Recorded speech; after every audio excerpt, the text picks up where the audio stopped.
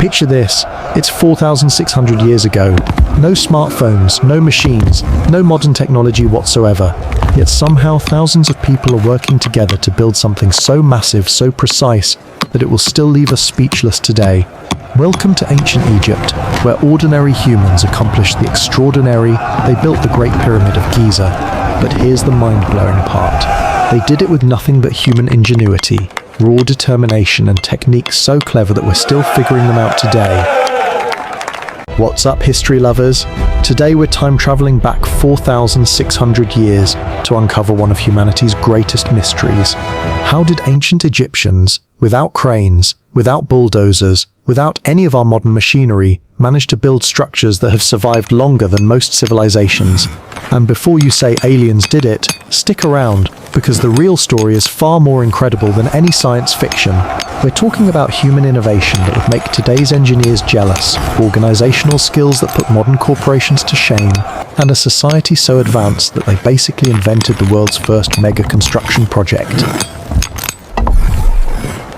Let's paint the picture of what life was like in ancient Egypt, around 2600 BCE. This isn't the Egypt you might imagine from Hollywood movies. This is a civilization at its absolute peak. Think Silicon Valley energy, but for pyramid building. The Nile River was the superhighway of the ancient world, flooding predictably every year and depositing rich, fertile soil across the land. This wasn't just good for farming, it was the foundation of Egyptian wealth and power. With abundant food came population growth, specialized crafts, and most importantly, the resources to attempt something nobody had ever tried before, building a monument that would literally reach toward the gods.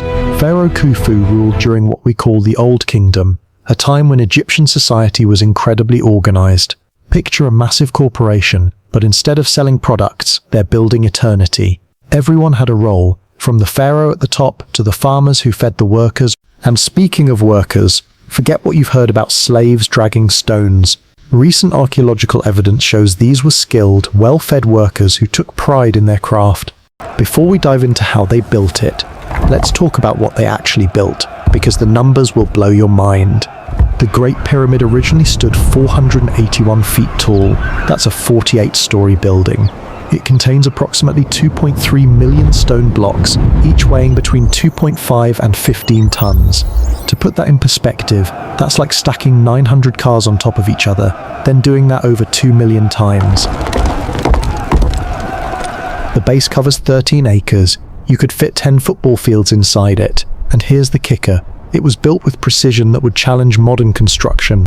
The base is level to within just 2.1 centimeters.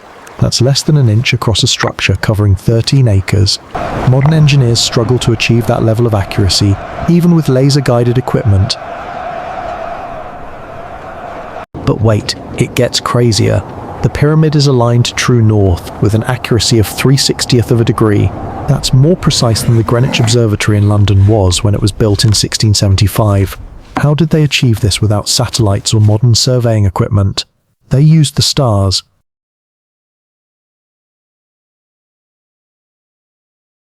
Now, here's where things get really fascinating. The ancient Egyptians didn't just wake up one day and decide to build a pyramid. This was the culmination of centuries of engineering evolution. They started with mastabas, flat-roofed rectangular structures.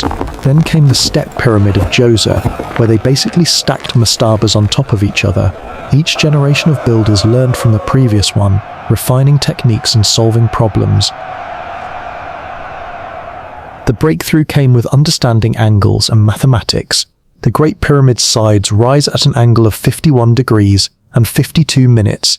This wasn't random. This angle creates what mathematicians call the golden ratio, a proportion that appears throughout nature and creates structures of remarkable stability and beauty.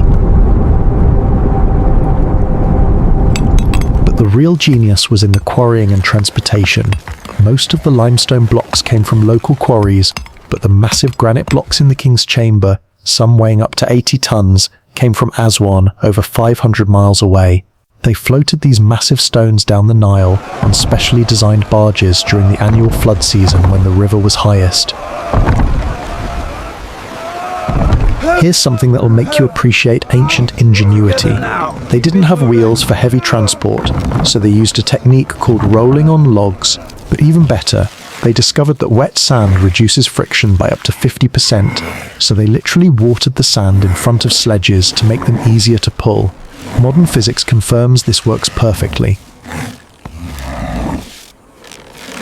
Now let's talk about the people who actually built these monuments, because this is where the story gets really human and relatable. Recent excavations have revealed entire cities built just to support pyramid construction. We're talking about a workforce of approximately 20,000 people during peak construction periods. That's like a medium-sized modern city entirely dedicated to one construction project. These weren't slaves toiling under the whip. Archaeological evidence shows these were skilled workers, seasonal laborers and craftsmen who were well fed and cared for. The workers' villages had bakeries, breweries, medical facilities, and even what appears to be workers' compensation. We found evidence of medical treatment for workers injured on the job. The diet was impressive too. These workers consumed massive quantities of beef, fish and bread. We're talking about slaughtering 11 cattle and 37 sheep and goats per day, just to feed the workforce. The bread alone required processing tons of grain daily. This wasn't subsistence living. This was a well-organized, well-funded operation. The work was seasonal, aligned with the Nile's flood cycle. During flood season, when farming was impossible, thousands of farmers would come to work on the pyramid, earning food, lodging, and payment. It was like the world's first major public works program, providing employment and stimulating the economy. But here's what's really remarkable. These workers took pride in their work. We found graffiti left by work gangs with names like Friends of Khufu and Drunkards of Menkori. They were competing with each other, showing off, leaving their mark on history. Sound familiar? It's the same human nature we see in modern construction projects. Alright, here's the part everyone's been waiting for. How did they actually build it? The techniques the Egyptians developed were so effective that some are still used today. First, the foundation. They didn't just start piling stones on sand. They carefully leveled the bedrock, creating a foundation platform that was accurate to within centimeters. They used a technique called water leveling, essentially creating a shallow pool of water and marking where the water level hit the rocks, then cutting everything to that exact height. For moving the massive stones up the pyramid, they used ramps, but not just any ramps, a sophisticated system that evolved as the pyramid grew taller. Early on, they used straight ramps, but as the pyramid got higher, these became impractically long. So they developed spiraling ramps that wound around the pyramid's exterior, and possibly internal ramps as well. The precision of stone cutting and fitting is mind-boggling. Many blocks fit together so perfectly that you can't slide a knife blade between them. They achieved this without mortar in many cases. The weight and precision of the cut was enough to hold everything together. They used copper tools, sand as an abrasive, and techniques like heating and cooling to split stones along natural fracture lines. Here's something that'll blow your mind. They used a technique called bosses, leaving extra stone on blocks during transport to protect the edges, then trimming them to final size only after positioning. It's like ancient quality control. The most massive stones, those 80-ton granite blocks, required special techniques. They used a combination of ramps, levers, and what engineers call successive lifting, basically using wooden platforms to gradually raise stones level by level. It was slow, but it worked. What's arguably more impressive than the engineering is the organizational achievement. Managing 20,000 workers without modern communication technology required innovations in management that wouldn't look out of place in a modern corporation. They had a strict hierarchy with specialized teams: quarry workers, transport crews, stone cutters, builders, and support staff. Each team had foremen, quality controllers, and record keepers. We found papyrus documents that are essentially ancient spreadsheets, tracking everything from worker attendance to food distribution. The logistics were staggering.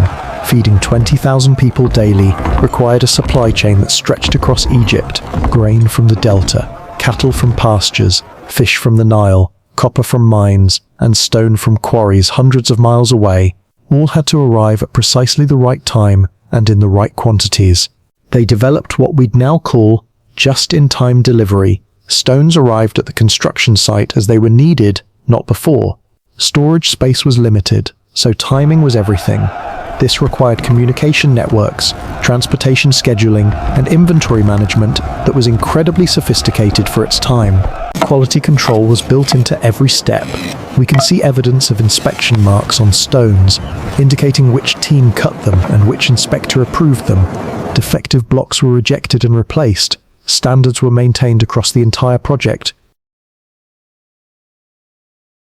So there you have it, the incredible story of how humans 4,600 years ago accomplished something that still leaves us in awe today.